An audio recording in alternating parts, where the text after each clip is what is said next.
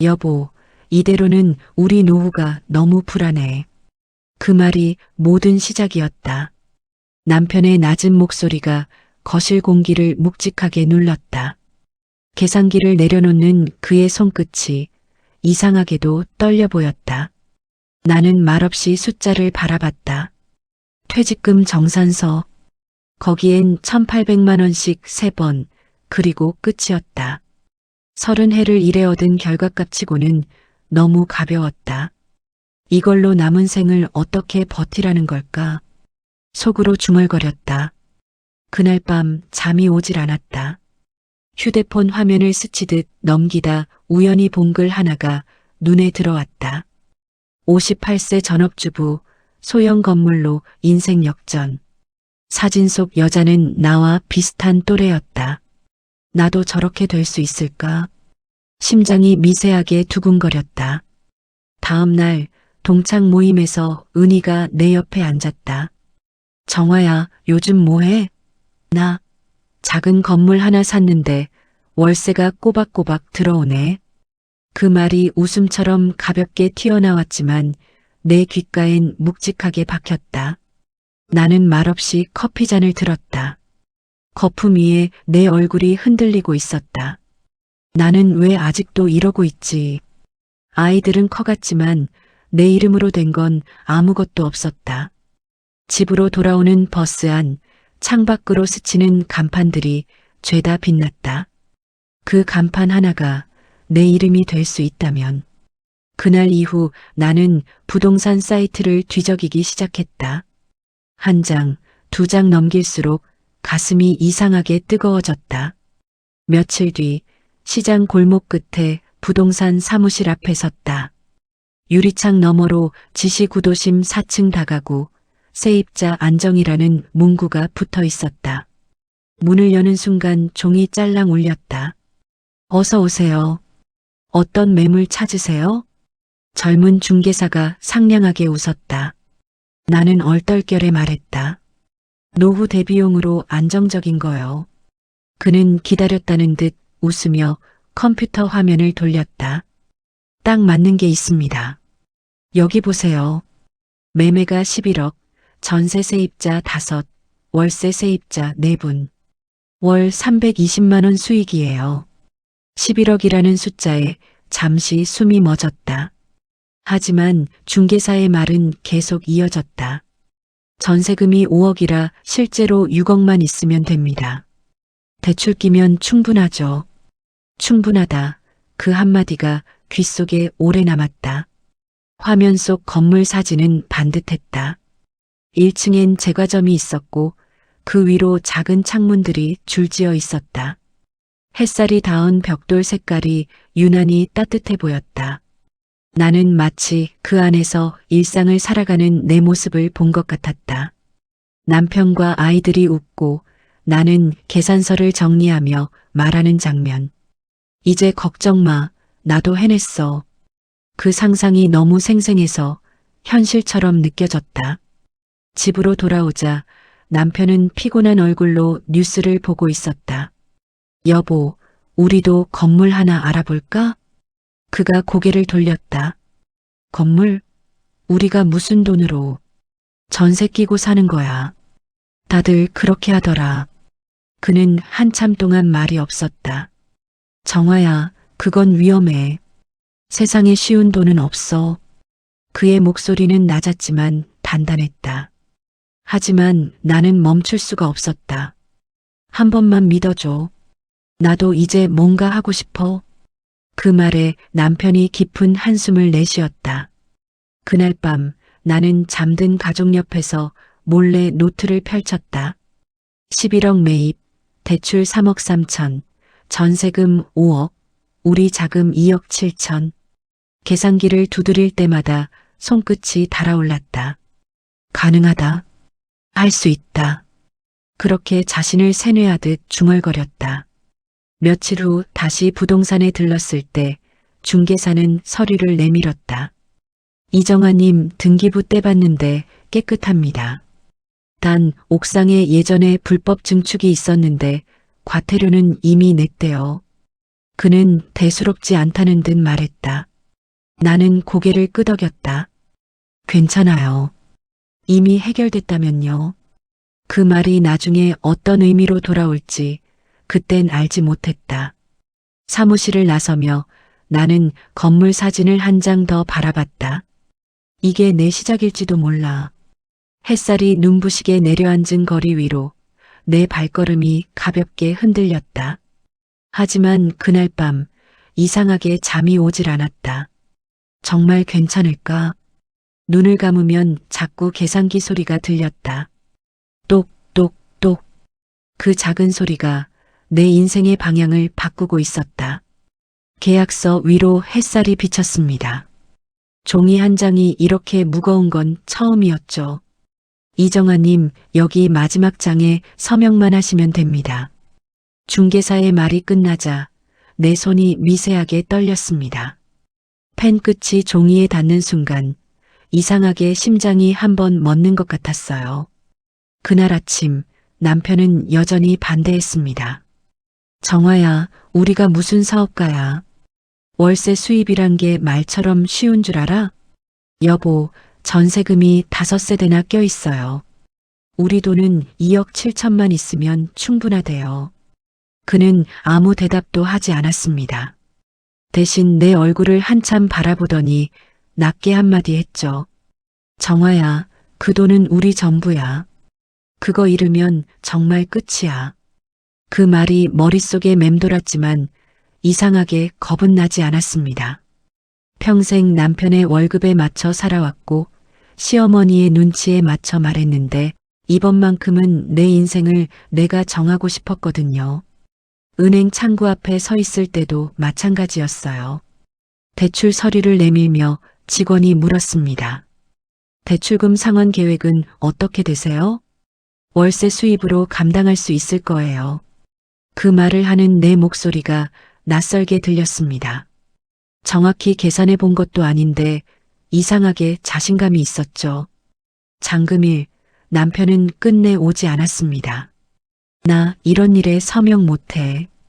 그가 문 밖에서 그렇게 말하던 순간 나는 이미 결정했어요. 이건 내 싸움이니까. 도장을 찍는 내 손이 떨렸습니다.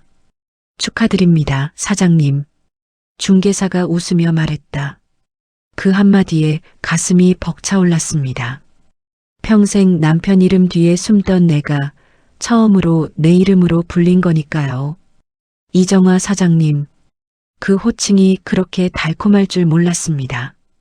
집으로 돌아오는 길 노을빛이 창문에 스며들었습니다. 이제 진짜 내 인생이 시작됐구나. 그런데 현관문을 열자마자 공기가 달랐어요. 거실에 앉은 남편의 표정이 차가웠죠.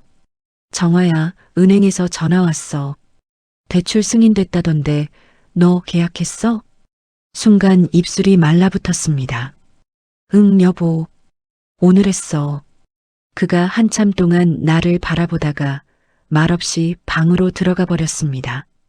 남겨진 나만 거실 한가운데 서 있었어요. 눈앞에 계약서가 아른거렸고 손끝이 여전히 떨리고 있었습니다. 그날 밤 식탁 위엔 밥이 식어 있었습니다. 남편은 방에 들어가 나오지 않았고 아이들은 눈치만 봤죠. 엄마, 진짜 괜찮아요? 딸 지연이 조심스럽게 물었습니다. 괜찮아. 엄마가 다 생각하고 한 일이야. 그렇게 말했지만 속은 편치 않았습니다. 방 안에서 계산기를 두드리는 소리가 또렷이 들렸거든요. 그 소리가 마치 심장 박동처럼 들려왔습니다. 다음 날 부동산에서 건물 열쇠를 건네받았습니다. 차가운 쇠 열쇠가 손바닥에 닿는 순간 묘한 전율이 흘렀어요. 이게 나의 첫 건물이구나. 그 감정 하나로 모든 불안이 잠시 사라졌습니다. 하지만 그날 저녁 딸이 계약서를 들고 와서 물었죠. 엄마, 여기 특약에 매출 급감시 조기 해지 가능 이건 뭐예요? 순간 숨이 막혔습니다. 그거 그냥 형식적인 거야. 중개사가 괜찮다고 했어. 입에서는 그렇게 나왔지만 손끝이 저릿하게 떨렸어요. 그때는 몰랐습니다. 그 문장 하나가 나중에 내 인생을 통째로 흔들게 될 줄은. 노을이 지고 창밖이 어두워졌습니다. 계약서 위로 그림자가 길게 드리웠죠. 그날 이후로 나는 매일 스스로에게 말했어요. 이건 잘한 선택이야. 반드시 잘 될 거야. 하지만 마음 한구석에서는 이상한 예감이 꿈틀거리고 있었습니다. 무언가 시작된다는 건 동시에 무언가가 끝나고 있다는 뜻 아닐까요? 은행 계좌에 120만 원이 찍혀 있던 날을 아직도 잊지 못합니다. 처음으로 내 이름으로 들어온 돈이었어요. 이게 바로 내가 번 돈이구나. 손끝이 떨릴 정도로 벅찼죠. 그날 하루 종일 통장을 들여다봤습니다. 숫자가 바뀌지 않는 걸 알면서도 계속 확인했어요. 내가 뭔가를 해냈다는 그 기분이 그토록 간절했거든요. 저녁에 남편에게 조심스럽게 말했죠. 여보, 오늘 월세 들어왔어. 120만 원이야. 그는 신문을 넘기던 손을 멈추지 않았습니다. 그걸로 대출이자 갚아. 말끝이 딱 잘려나갔습니다. 내 기쁨도 같이 잘려버린 것 같았어요. 그래도 이제 시작인데 조금만 기뻐해주면 안 돼? 그가 신문을 접더니 나를 봤습니다. 정화야, 기뻐하기엔 너무 이르잖아. 그 말에 대꾸하지 못했습니다. 그저 웃었죠. 억지로라도 웃어야 무너지지 않을 것 같았거든요. 다음 날 나는 건물에 갔습니다. 엘리베이터 앞에서 세입자 한 분이 나를 보며 인사했어요. 사장님, 시설이 깨끗해서 좋아요. 그 말에 마음이 풀렸습니다. 사장님, 그 호칭은 여전히 내 귀에 낯설지만 따뜻하게 들렸죠. 계단을 오르며 벽에 묻은 먼지를 닦고 화단에 떨어진 낙엽을 주었습니다. 이게 내 건물이니까 내가 해야 하는 일이라고 생각했어요. 어느새 해가 기울고 있었고 그 시간의 공기가 이상하게 달콤했죠. 하지만 집으로 돌아오면 공기는 차가웠습니다. 남편은 여전히 말이 없었고 시어머니는 나를 볼 때마다 한숨을 쉬셨죠. 정화야, 네가 뭘 아는 줄 아니? 건물은 아무나 하는 게 아니야. 어머님 잘 될 거예요. 제가 다 알아보고 한 일이에요. 그는 고개를 저으며 식탁을 떠났습니다. 남겨진 밥상 위에 김이 사라져갔고 그 냄새가 유난히 싸늘했어요. 며칠 후 딸 지연이 물었습니다. 엄마, 아빠랑 왜 요즘 말을 안 해요? 나는 젓가락을 내려놓았죠. 지연아, 엄마가 조금 무리했나 봐. 그래도 아빠 너무 하신다. 엄마가 얼마나 노력했는데. 딸의 말이 고마웠지만 한편으로는 아프게 박혔습니다. 가족이 편을 갈라야 한다는 게 이렇게 쓰라린 일인지 몰랐어요. 그날 밤 건물 관리비를 계산하며 다시 펜을 들었습니다. 전기세, 수도세, 청소비, 그리고 수리비. 월세 수입보다 빠져나가는 돈이 더 많았습니다. 이럴 리가 없는데 내가 그토록 믿었던 숫자들이 배신하는 기분이었죠. 그럼에도 마음 한편에선 여전히 희망을 놓지 않았습니다. 지금은 초기라 그래. 금방 나아질 거야. 계산기를 눌러보며 스스로를 다독였죠. 다음 주엔 남편의 회사 동료 부부가 놀러 왔습니다. 이정아 씨 건물 샀다면서요? 대단하네요. 그 말에 남편이 어색하게 웃었습니다. 대단하긴요. 아직 시작도 안 했는데요. 하지만 그 웃음 속에는 미묘한 자존심이 묻어 있었어요. 그날 밤 남편이 잠결에 중얼거렸습니다. 그래도 우리 정화가 해냈네. 그 한마디가 꿈처럼 들렸어요. 그토록 듣고 싶던 말이었는데 왜인지 가슴이 저릿했습니다. 며칠 뒤 세입자 한 명이 연락을 했죠. 사장님, 에어컨이 안 나와요. 나는 허겁지겁 수리업체에 전화했습니다. 네, 5대면 75만 원 나올 거예요. 통장을 보니 한숨이 절로 나왔습니다. 막 들어온 월세가 그대로 나갔죠. 그래도 참았습니다. 이건 과정이야. 누구나 처음엔 힘든 거야. 밤이 깊었습니다. 거실 불빛이 희미하게 남아 있었죠. 남편은 여전히 침묵했고 나는 홀로 계산기를 두드렸습니다. 똑똑똑. 숫자들이 차가운 금속처럼 박혀들었습니다. 그때 문득 이런 생각이 들었어요. 이게 정말 내가 원하던 삶일까? 그 생각을 지우려 고개를 흔들었습니다. 그 순간 식탁 위 유리컵이 덜컹하고 흔들렸죠. 손이 떨리고 있었습니다.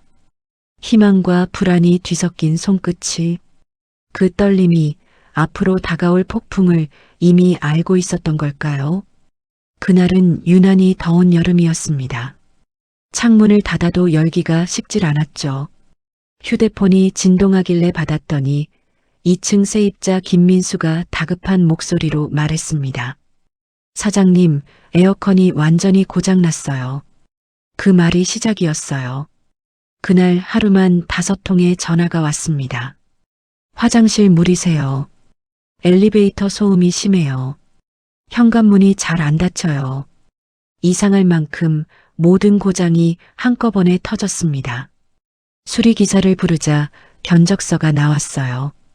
에어컨 수리비 75만 원, 화장실 누수 50만 원, 복도 조명 교체 20만 원, 합계 145만 원.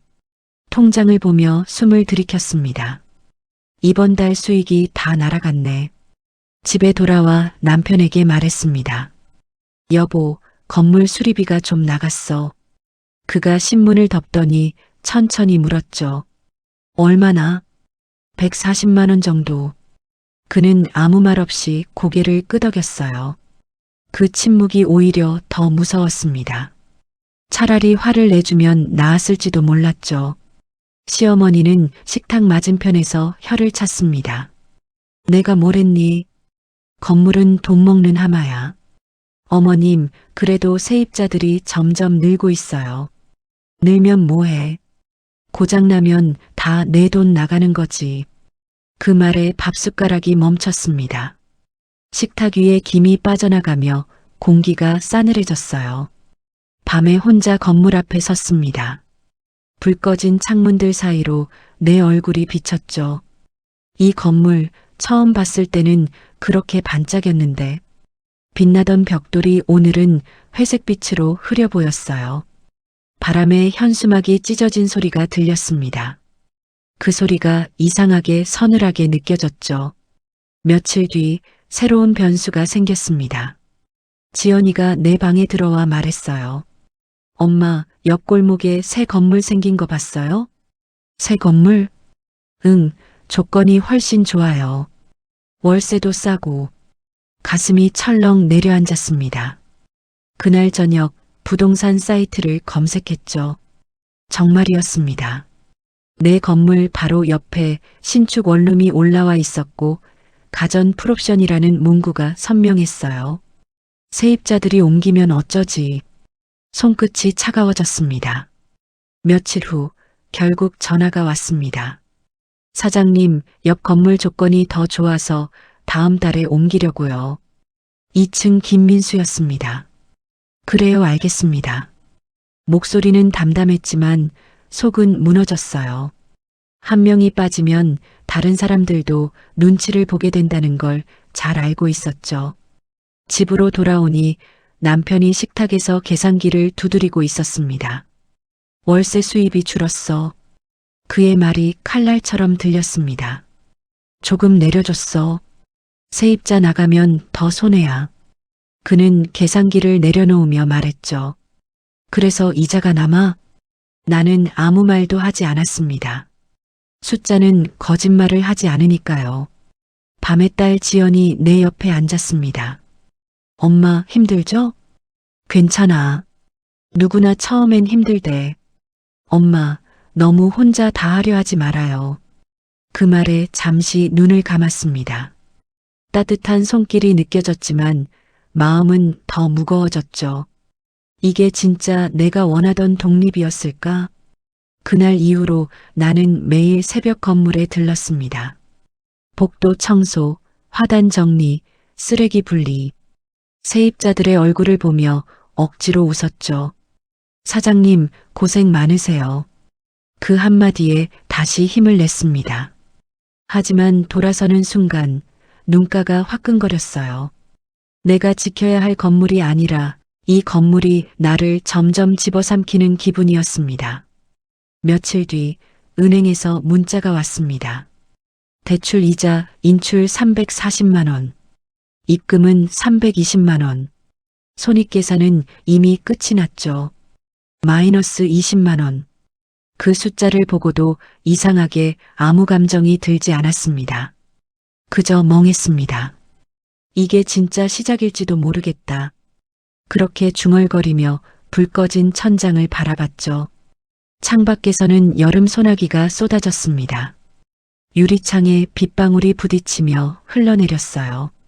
그 소리가 마치 내 안에 균열이 번져가는 소리 같았습니다. 그날 밤 나는 깨달았죠. 건물이 무너지는 건 콘크리트가 아니라 사람 마음이라는 걸. 새벽부터 비가 내렸습니다. 평소보다 굵고 질기게 내리는 빗소리였죠. 창문을 두드리는 소리가 점점 세지더니 아침이 될 무렵엔 마치 세상이 물속에 잠긴 것 같았어요. 그날따라 이상하게 가슴이 불안했습니다. 출근 준비를 하던 남편이 말했죠. 오늘 비장난 아니던데 건물 괜찮겠어? 괜찮을 거야. 어제도 점검했잖아. 말은 그렇게 했지만 손끝이 식어갔습니다. 휴대폰을 쥔 손에 땀이 배었죠. 9시쯤 세입자에게 전화가 왔습니다. 사장님, 천장에서 물 떨어져요. 지금 물이 줄줄 내려요. 순간 심장이 철렁 내려앉았습니다. 우산도 제대로 못 펴고 건물로 뛰어갔죠. 1층 제과점 안은 아수라장이었습니다. 천장 구석이 벌어져 물이 쏟아지고 있었고 사장은 쟁반으로 물을 받아내며 소리쳤어요. 이게 다 언제부터 새던 거예요? 오늘 아침부터 갑자기 이래요. 위층에서 물이. 나는 멍하니 천장을 바라봤습니다. 물방울이 툭툭 떨어지더니 이내 싸하고 쏟아졌어요. 수리기사를 불렀습니다. 옥상 방수 전면 보수해야겠네요. 최소 1,000만 원은 듭니다. 그 말에 숨이 막혔습니다. 그게 왜 이렇게까지 된 거예요? 배수관이 오래됐어요. 처음부터 손봤어야죠. 그 말을 듣는 순간 머리가 하얘졌습니다. 그 배수관 처음 계약할 때 기사 아저씨가 한번 언급했던 기억이 스쳤죠. 배수관이 오래됐다.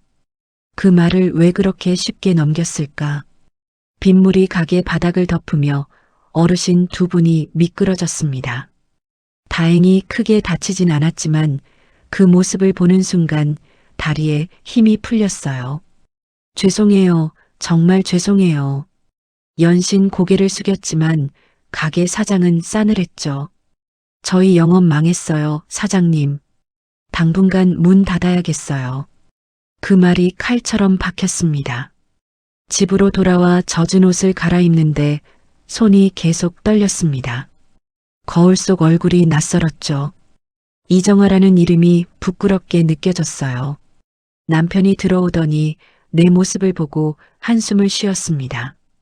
정화야, 이제 그만하자. 여기서 멈추자. 아직 버틸 수 있어. 비만 그치면 괜찮을 거야. 괜찮긴 뭐가 괜찮아. 이건 무너지고 있어. 그는 목소리를 높였지만 나는 고개를 돌렸습니다. 인정하는 순간 모든 게 끝날 것 같았거든요. 며칠 뒤 수리비 명세서가 도착했습니다. 공사비 1,200만 원. 카드 잔액은 이미 바닥이었고 결국 적금 하나를 깨야 했습니다. 그 통장을 닫는 순간 손끝이 시렸어요. 이 돈은 딸 결혼 자금이었는데 그 생각이 머리를 스쳤지만 외면했죠. 공사 기간 동안 매장은 문을 닫았습니다. 매일같이 전화가 울렸어요. 사장님, 언제 다시 열어요?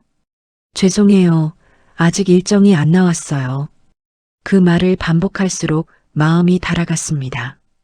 매일 적자가 쌓였고 통장 숫자가 하나씩 줄어들었어요. 비가 그친 뒤에도 마음속에는 계속 비가 내렸습니다. 밤이면 천장 소리가 들리는 듯 했죠. 물 떨어지는 소리, 계산기 두드리는 소리, 남편의 한숨 소리가 한데 섞여 머릿속을 울렸습니다. 그날 딸 지연이 내 옆에서 말했다. 엄마, 이제 휴업하자. 몸도 상하고 돈도 더 들어. 지연아, 이건 잠깐이야. 다 고치면 다시 좋아질 거야. 그 말이 끝나자 딸이 조용히 눈을 돌렸습니다. 엄마, 언제까지 잠깐이야? 그 질문에 대답하지 못했어요. 입안이 바싹 말라붙었죠. 밤이 깊었습니다. 창밖에 남은 빗방울이 가로등에 반짝였어요. 나는 창문을 열고 한참을 서 있었습니다. 젖은 공기가 피부에 닿았고 손끝이 서늘했어요. 그래도 버텨야지. 그렇게 중얼거리며 창문을 닫았습니다. 하지만 마음속에서는 여전히 비가 내리고 있었죠. 그 비는 멈출 줄 몰랐습니다. 그리고 나는 알았어요. 이 비가 단순한 폭우가 아니라 내 안의 균열을 드러내는 시작이라는 걸. 봄이 왔다지만 내 마음은 여전히 겨울이었습니다. 건물은 고쳐졌지만 통장은 더 깊은 구멍이 뚫렸죠. 공사비로 깨진 적금에 밀린 이자까지 합치니 이젠 도저히 계산이 되질 않았습니다. 그날 아침 3층 세입자 윤 선생에게 전화가 왔습니다. 사장님, 계약 만료가 됐죠? 보증금 1억 돌려주세요. 순간 귀가 멍해졌어요. 아, 네, 조금만 기다려주세요. 입에서는 그렇게 나왔지만 머릿속은 하얘졌죠. 보증금을 돌려주려면 새 세입자가 들어와야 했습니다. 하지만 문의 전화는 한 통도 오지 않았어요. 은행 창구에서 직원이 물었습니다. 신용대출은 이미 최대 한도시네요. 나는 애써 웃었습니다. 조금만 더 안 될까요? 급하게 써야 할 일이 있어서요. 직원은 고개를 저었죠. 최근 부채 비율이 높습니다. 위험하십니다. 그 말에 속이 서늘했습니다. 그럼에도 포기할 수 없었죠.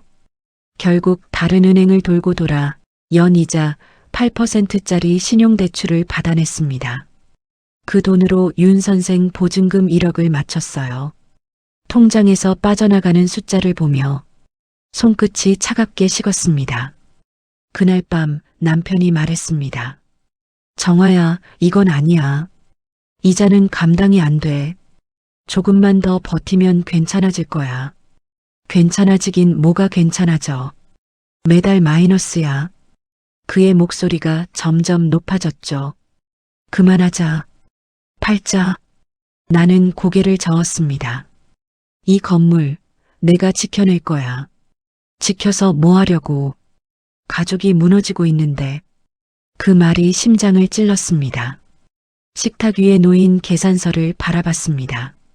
전기요금, 관리비, 대출이자, 수리비. 그 위로 눈물이 한 방울 떨어졌죠. 종이가 번져들었습니다. 이건 내 선택의 값이야.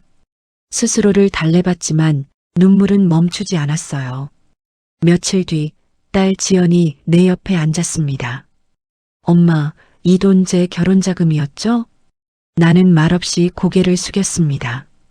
지연은 웃었지만 그 웃음이 너무 슬펐어요. 괜찮아요, 엄마. 결혼은 나중에 해도 돼요.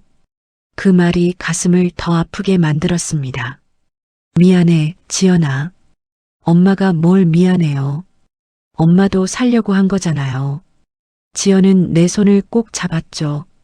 그 손이 따뜻해서 오히려 눈물이 더 났습니다. 밤이 되자 남편이 조용히 방으로 들어왔습니다. 서랍에서 계약서를 꺼내더니 내 앞에 놓았죠. 정화야, 이거 매각 계약서야. 부동산에서 알아봤어. 이게 뭐야?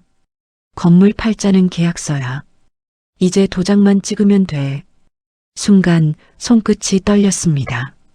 이건 아직 내 건물이야. 정화야, 이건 더 이상 우리 건물이 아니야. 이자에, 빚에, 신용대출까지. 이건 그냥 껍데기야. 나는 아무 말 없이 도장을 쥐었습니다. 손바닥이 식은땀으로 젖어 있었죠. 그 작은 도장이 그렇게 무겁게 느껴진 건 처음이었어요. 이걸 찍으면 모든 게 끝나겠지. 하지만 동시에 내 3년이 통째로 사라질 것 같았습니다. 도장을 내려다보며 속삭였죠. 이게 나의 실패일까? 아니면 끝일까? 남편은 조용히 내 손을 잡았습니다. 정화야, 우리 다시 시작하자. 건물 말고 우리부터. 그 말에 마음이 무너졌습니다. 눈물이 흘렀지만 이상하게 따뜻했어요. 그래서 결국 나는 천천히 고개를 끄덕였죠. 그날 밤 도장을 찍었습니다. 툭 하는 소리가 유난히 크게 들렸어요. 그 한 번의 소리가 우리 가족의 지난 새해를 갈라놓았습니다. 서류를 덮으며 남편이 한숨을 쉬었습니다. 이제 됐다. 이젠 우리라도 지켜야지. 나는 말없이 창밖을 봤습니다. 가로등 불빛이 흔들리며 비쳤죠. 그 빛 속에서 내 그림자가 천천히 무너지고 있었습니다. 그리고 그 그림자 사이로 작은 목소리가 속삭였어요. 끝일 수도 있겠지만 어쩌면 시작일지도 몰라. 그날의 도장은 내가 세상에 다시 서기 위한 가장 아픈 도장이었습니다.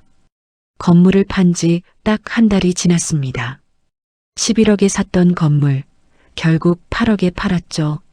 손해만 3억이 넘었습니다. 계산기를 두드리며 숫자를 맞춰봤지만 이젠 아무 의미가 없더군요. 그날 저녁 집에 돌아오니 남편이 거실에 앉아 있었습니다. 시어머니도 지연이도 준호도 함께였죠. 묘하게 조용한 분위기였습니다. 다녀왔어. 내 목소리가 너무 작게 들렸습니다. 남편이 물었어요. 정화야, 계약했어? 응, 8억에. 순간 거실이 조용해졌습니다. 숫자들이 공기 중에 떠다니는 것 같았어요. 시어머니가 천천히 말했죠. 그럼 3억 손해본 거네. 나는 고개를 끄덕였습니다. 지연이와 준호가 동시에 숨을 삼켰죠. 엄마, 그럼 우리 집은? 우리 집은 아직 담보로 잡혀 있어. 그 말을 하는 순간 숨이 턱 막혔습니다. 이제는 다 말해야 했습니다. 나는 지난 1년 반 동안 숨겨왔던 걸 다 털어놨습니다. 매달 적자가 얼마나 났는지, 얼마나 많은 돈을 빌렸는지, 어떻게 버티다 결국 여기까지 왔는지 말하면서 손이 떨렸어요. 친구들한테도 빌렸어. 고금리 대출도 썼고 결국 집까지 담보로 잡혔어. 지연이의 눈이 촉촉해졌습니다. 엄마, 왜 우리한테 말을 안 했어요? 너희 걱정시키기 싫었어. 엄마가 해결할 수 있을 줄 알았지. 혼자 다 짊어지면 힘들잖아요. 그 말에 눈물이 왈칵 쏟아졌습니다. 미안하다, 지연아.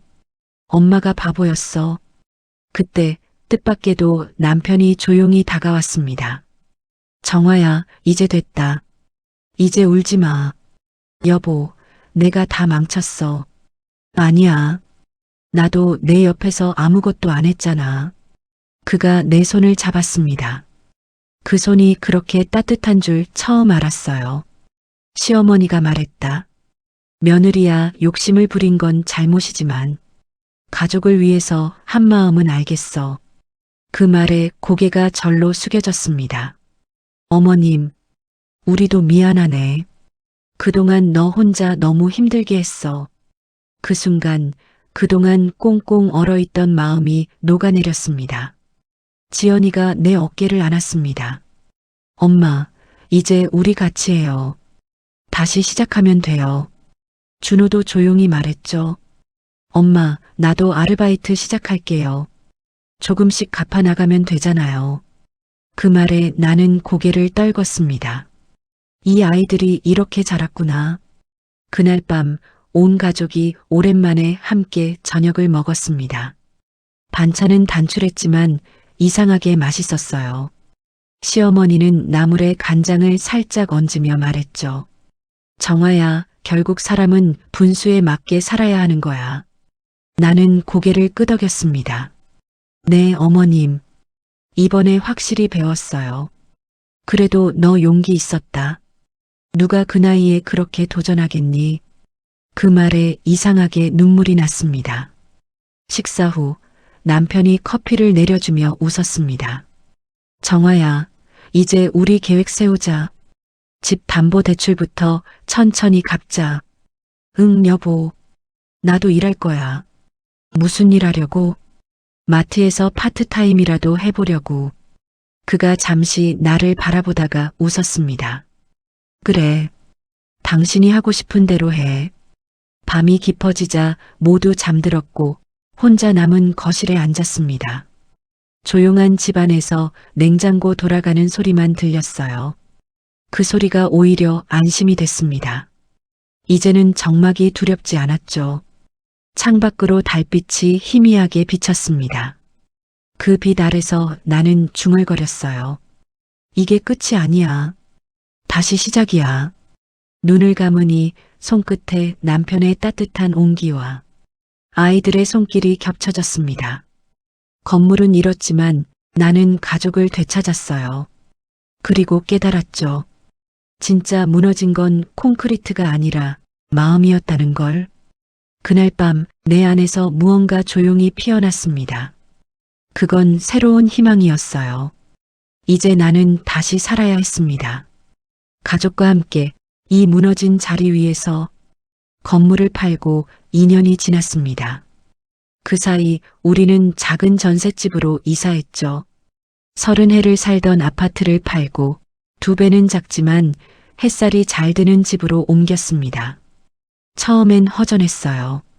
그런데 어느 날 문득 깨달았죠. 집의 크기가 아니라 그 안의 온도가 중요하다는 걸요. 남편은 이제 경비로 일합니다. 새벽마다 유니폼을 입고 나서는 뒷모습이 예전보다 훨씬 단단해 보였죠. 정아야, 오늘은 택배가 많을 것 같네. 그가 웃으며 말할 때마다 마음이 따뜻해졌습니다. 나는 근처 마트에서 계산대 일을 합니다. 사장님, 수고 많으세요. 그 말이 처음엔 어색했지만 이젠 그 말 속의 노력에 대한 존중을 느낍니다. 지연이는 연구소에 취직했습니다. 박사과정을 마치고 받은 첫 월급을 내밀며 웃었죠. 엄마, 이거 받아요. 우리 집 이자 갚아요. 그 말에 목이 메었습니다. 아니야, 그건 내 돈이야. 엄마가 알아서 할게. 이건 제 첫 월급이에요. 엄마 덕분이에요. 그 손에 쥔 봉투가 그렇게 따뜻할 줄 몰랐어요. 준호는 공무원 시험에 합격했습니다. 합격증을 건네며 말했죠. 엄마, 나 이제 어른이에요. 그 말에 눈물이 핑 돌았습니다. 그래, 이제 든든하네. 아이들이 이렇게 자랐다는 게 믿기지 않았습니다. 이젠 우리 집 식탁에 웃음이 많습니다. 시어머니도 매주 주말마다 오셔서 정아야, 그때 일은 이제 잊자 하시며 손을 꼭 잡아주시죠. 그 손끝에서 전해지는 따뜻함이 예전의 차가움을 다 지워버렸습니다. 어느 날 저녁 남편이 묻더군요. 정아야, 후회해? 잠시 생각했습니다. 조금은 후회하지. 하지만 그 일 덕분에 알았어. 진짜 부자가 뭔지. 진짜 부자? 그래. 가족이 있는 사람. 웃을 수 있는 사람. 지금 우리처럼 말이야. 남편이 고개를 끄덕였습니다. 맞아. 마음이 편하니까 이제야 숨을 쉬는 것 같아. 그날 밤 창문을 열었습니다. 봄바람이 부드럽게 불었죠. 마트 일 끝나고 돌아온 손엔 작은 꽃다발이 들려 있었습니다. 이거 집에 두면 좋을 것 같아서 식탁 위에 꽂아두니 집안이 환해졌어요. 지연이 웃으며 말했죠. 엄마, 요즘 표정이 달라졌어요. 이제 진짜 행복해 보여요. 그 말을 듣는 순간 마음이 따뜻해졌습니다. 그래, 나도 그래. 이제 진짜 부자 같아.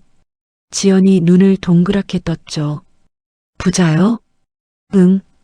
돈은 없지만 마음이 편해. 그게 진짜 부자 아니겠니?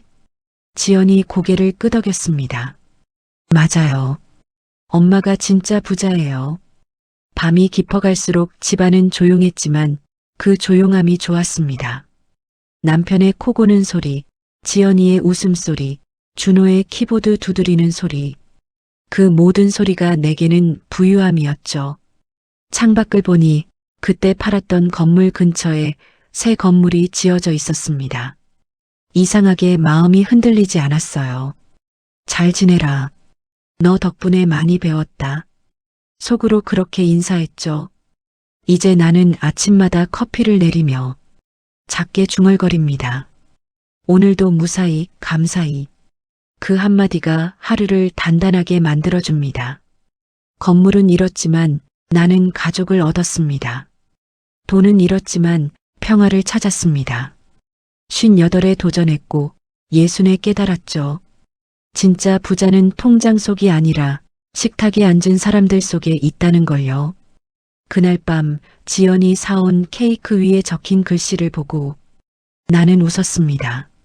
새로운 시작 2주년 축하합니다. 그래요. 이건 실패의 이야기가 아니라 다시 일어선 사람의 이야기였습니다. 그리고 나는 오늘도 작지만 단단한 부자로 살고 있습니다.